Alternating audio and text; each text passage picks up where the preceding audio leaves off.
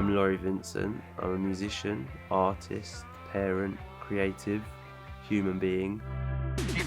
Playing guitar enslaved gave me this limitation, this was my palette and this is who I am and this is my identity. With my new musical project, Laurie Vincent the Human, I wanted to do a full 180 and somewhere to explore my own thoughts. Being in the band gave me the confidence to go, I'm going to try this now. So I started writing my own songs. And then I got to a point where I was like, right, I want to record them, but I didn't have any knowledge on how to. So I went to Jolien, who produced the first and last Slaves record, and be like, can you just demo these songs for me? And I offered him money and whatever, and we spent a few hours chatting, and he was like, right, I'll do this with you. There was something in me and the demos I'd sent him that just sold the project to him. So then we've over the past few years just been slowly but steadily working on the tracks, and feel like I've come into my own as a songwriter and getting more brave lyrically, just exploring all these new territories which I didn't think I could do, which has been really exciting and really liberating. So the guitar was my route in, and I still use it, but it's been really exciting to go oh, notes work a different way on the piano because of the way your fingers are next to each other, and you can't play that inversion easily on a guitar, and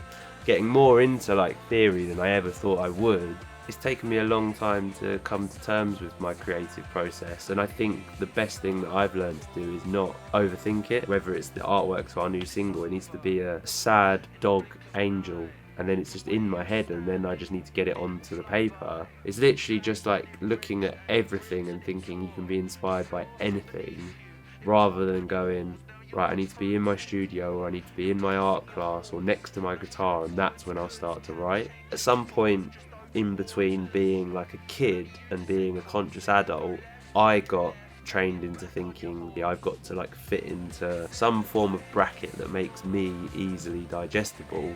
And then after losing my partner and sort of going through these really awful ordeals, I kind of just lost all those shackles, and I'm kind of the opposite. I want to get to a place where I'm showing you what's really me, and then you can choose how you take it.